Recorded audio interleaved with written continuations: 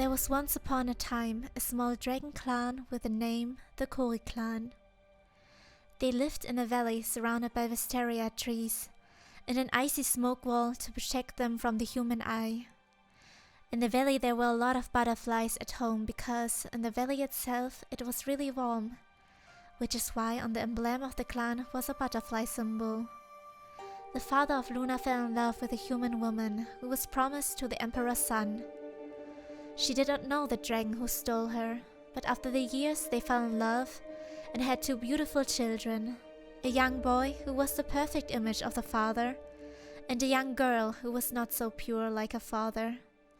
She was not strong and she did not have the famous claws like her clan has, but the clan accepted her anyway, like they did with her mother. The Kori clan and the emperor were at war at that time. The emperor was furious that the bride had been stolen, so he sent a spy to follow them, and eventually they found them. The spy told the emperor, and he sent his berserk and his best dragon hunters after them to destroy the clan once and for all. As the hunter entered the valley, they attacked everyone they saw. Women, children, elderly. They did not care. The father was a great fighter. He and the other clan members fought well against the attackers, and there were great losses on both sides. The berserk found a nest inside a small house, where dragon eggs were held until they hatched. During the shift to take care of them were an elderly woman and Lunar's mother. When they heard the attackers, they did not leave. They were scared, but they stayed and tried to protect them. During the attack, Lunar and her brother kept fighting back to back. The brother fought with his claws, while she used her daggers.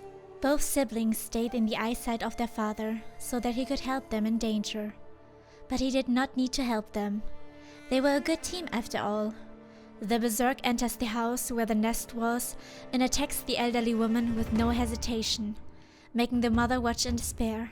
When he was done with her, he destroyed the eggs and pulled the mother by her hair up on a small mountain, for everyone to see. He started shouting while grabbing his knife. "Look, we are here to get the bride back. But you know what? Killing you all would be so much fun." He pierced the knife deep into her heart. While stabbing her, her knees got weak, and she sank to the ground. While she lies in her own puddle of blood, she looks for the last time at her family. Every member was shocked, but Lunar acted on her own. Blindly enraged, she wanted to go for the kill. In her rage, she turned into a dragon. But for the berserk himself, she was no problem. Not even in her dragon form. He turns and cuts off her tail, and in her pain she turns back into her human-like form. She screams in pain, and as he stood upon her, she looked at him, terrified and unable to do anything.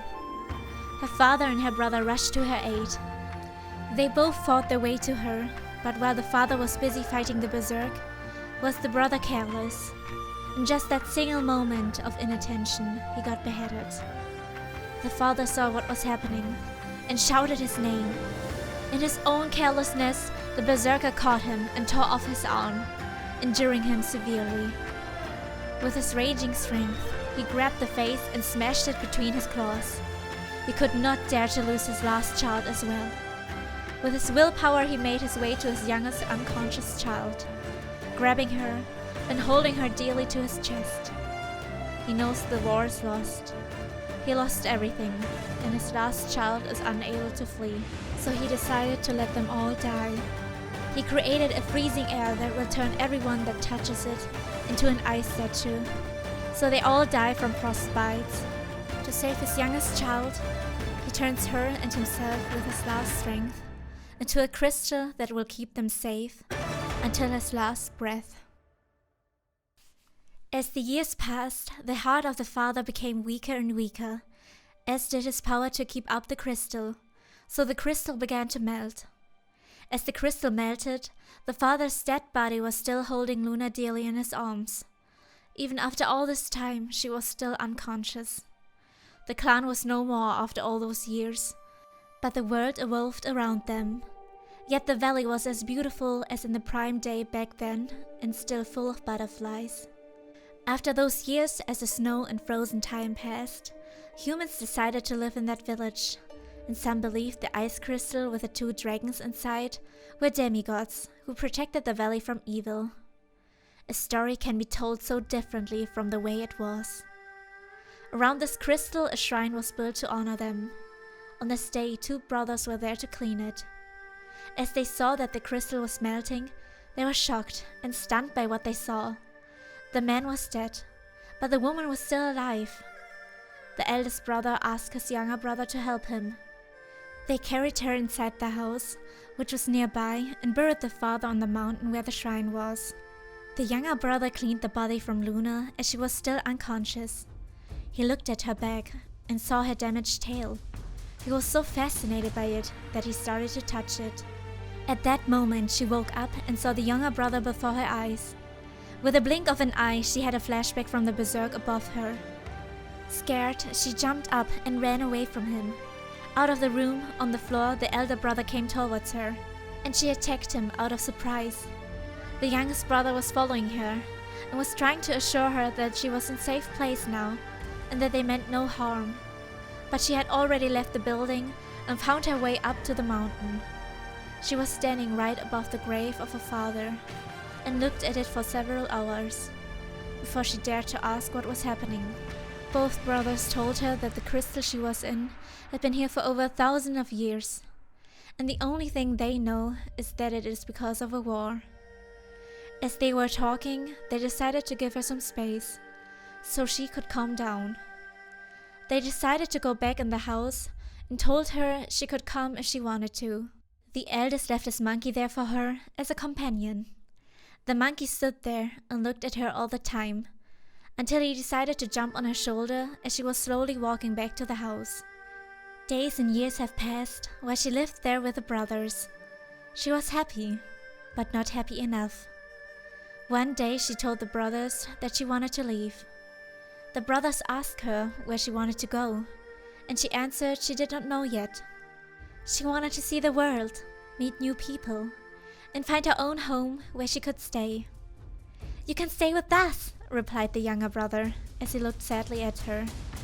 "Oh, you are always welcome here when you feel lost." She looked at him and smiled. The next month, she prepared her belongings and got ready to leave. As she wanted to say her goodbyes to the brothers, both of them stood there and smiled as she was standing on the floor. Both brothers prepared a gift for her in her new journey.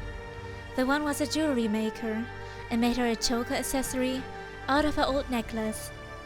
The youngest one was so curious about her tail that he became a blacksmith. He crafted her a metal tail because he said it would be a shame when you hide your tail. Make it your trademark and wear it with honor. The monkey also gave her a gift, a hand fan that had been in the family of the brothers for ages. Both brothers smiled and agreed that she could keep it. The brothers assured that she could come back whenever she liked it. As she left the house, she was waving at them and saying her goodbyes, passing by the grave of her father where she began her journey. Luna travels and travels from country to country, and she sees many different creatures from different clans who live in peace. She is no longer the only dragon. In a small town, she meets a dressmaker who asks her if she can make her a new dress to match her tail. She wanted to have a cheeky kimono dress that was everything else but traditional. As she waited, she asked if she could also make her a doll, a monkey doll. The tailor agreed and prepared everything she asked for. Luna smiled as she received what she wanted. As the years passed, she returned to the brothers' house because she wanted to tell them where she was and how she was doing now. As she came closer to the house, the door opened, and an old man opened his arms as he had been waiting all these years for her return. She needed a moment to understand who he was, but indeed, he was the younger brother.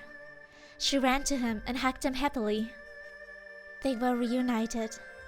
That evening, they talked until deep into the night. On the next day, Luna woke up first and prepared breakfast. As he was still asleep, she went to see him, just to find out that he had passed in his sleep.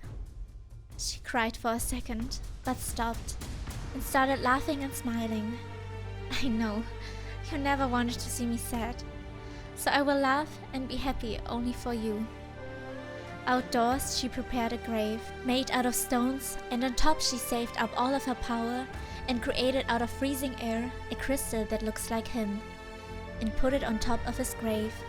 From this day, I will stay here with you all, and this house will be like you wished for, my home. And I will take care of you, as this is my destiny. Over the next couple of days, she visits the town to get herself some food. She passed a group of people who were talking about history. They talked about the town and what had happened back then. With luck, she hears a story about the hunters who worked for the kingdom shortly before the Cold Period. She looked past the young man and saw a big frame with a picture of a familiar face. And it was indeed the berserk from back then who killed her clan. The young man tried to talk to her because she looked very interested in the picture, but she refused and walked into a nearby alley to hide. She waited for him to leave until he went home. She was full of rage. She hated him, not because of the wrongdoing by telling lies to the people.